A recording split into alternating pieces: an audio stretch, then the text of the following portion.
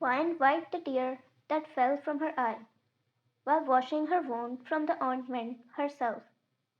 She poured it on her arm and wrist with her other hand, and then tried to put the bandage on it. But it was really difficult to do with one hand.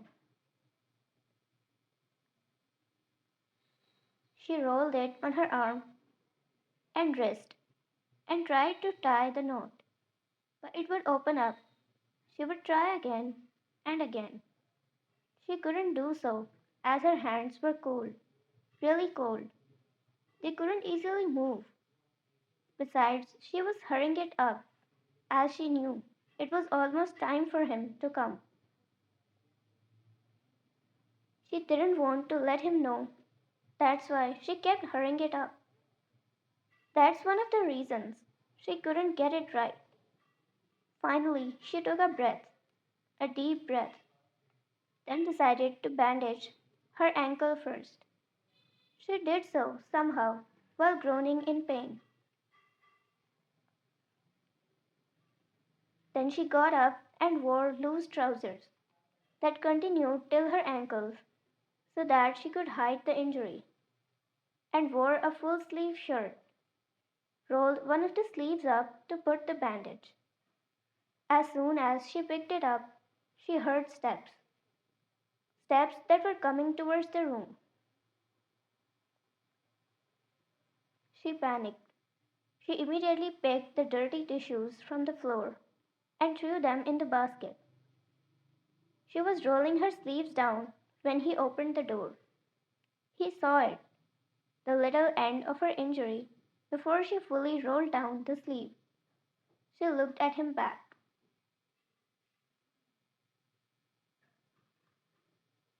Their eyes met for a minute. He could see the tension and anxiety in her eyes. She could see the emptiness in his eyes. She couldn't maintain the eye lock for more than a minute. She blinked and looked away, cleared her throat, and got up from her place.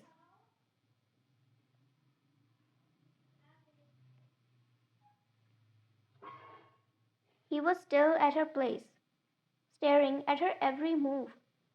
Wine. You came.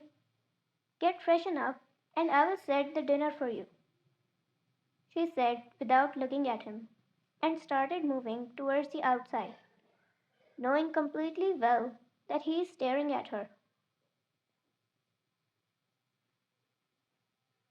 She tried her best to walk properly so that he doesn't know about her injured ankle. She was about to go out, but he was on the door. He came in front of her to block her way. She moved left, but he held her wrist and pinned her to the wall.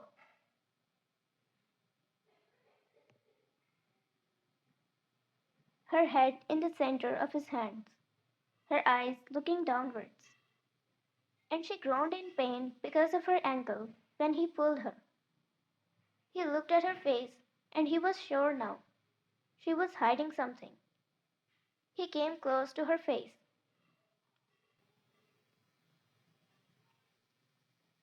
He leaned low to match her height and look in her eyes.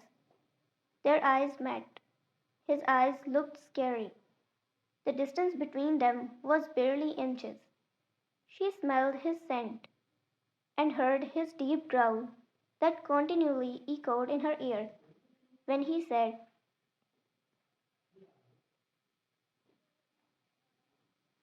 Jungkook, why do you look so anxious?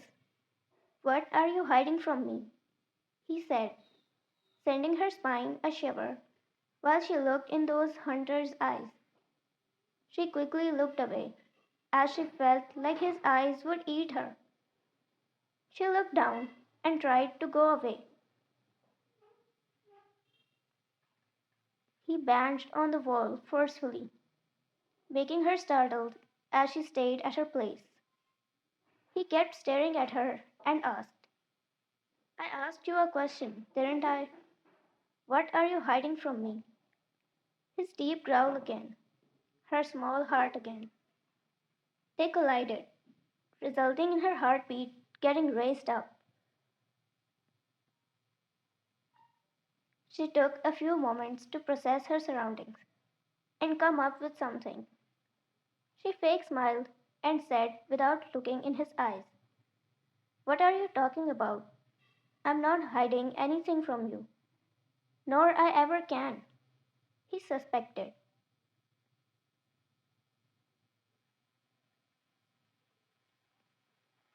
His suspicion turned into belief when he heard her voice that was breaking down, when he saw her not being able to look at him at all, when he saw her fake smiling. He could sense it all. He knew she wasn't going to show it now, so he needed to do it himself. He held her hand, the one that she was rolling down the sleeve of earlier. He held it and rolled up her sleeve, although she tried to resist, but it didn't even do anything to him. He saw them, the cuts starting off from her elbow till her wrist.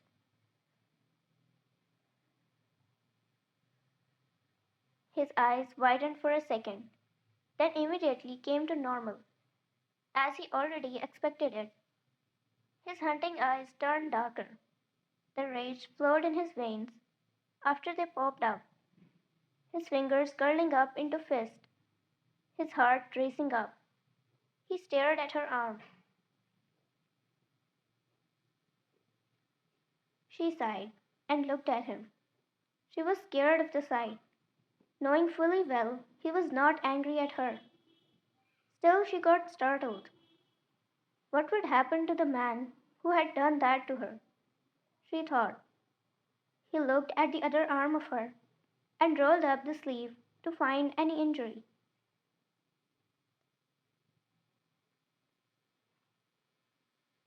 But there was none.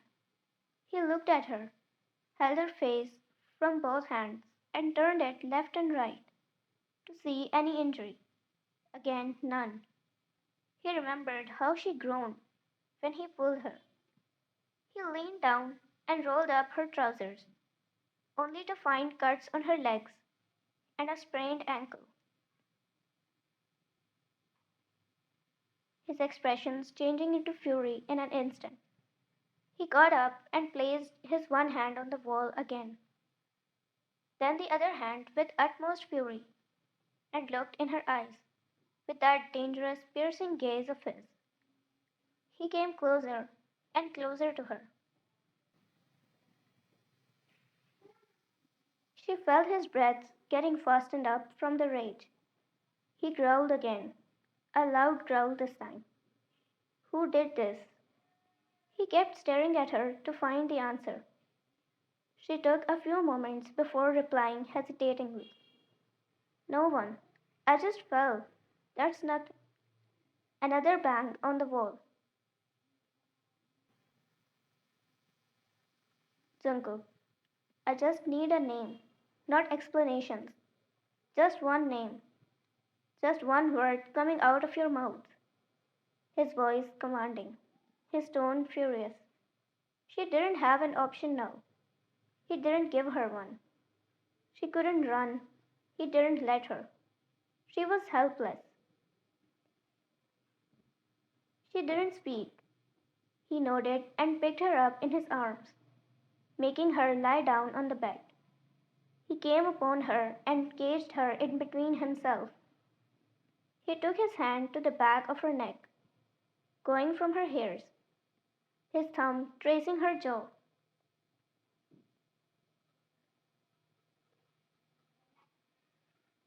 His eyes fell on her.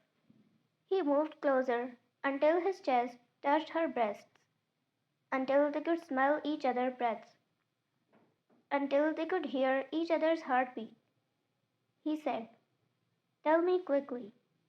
Tell me before the fire in my heart burns down everything around." She looked in his eyes and got lost in them. The words from her mouth came out herself as she slowly whispered, "Your secretary." She vowed earlier she wouldn't tell him no matter what he did. but they just came out themselves after looking in his eyes. He nodded and got up from his place, giving absolutely no reaction after hearing her answer. It wasn't possible that he wouldn't get to know if she hadn't told him.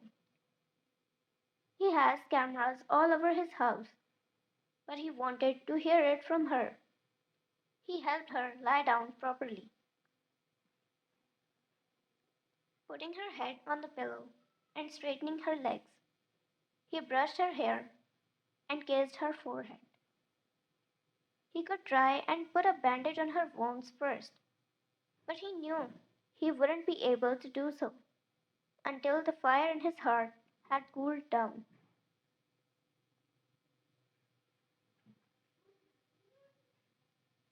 He looked in her eyes the last time, and then at her wounds before going out of the room, so that he could remember what they looked like and how much they must have hurt her.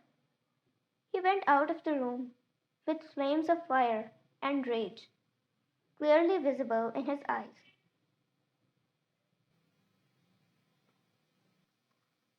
To be continued.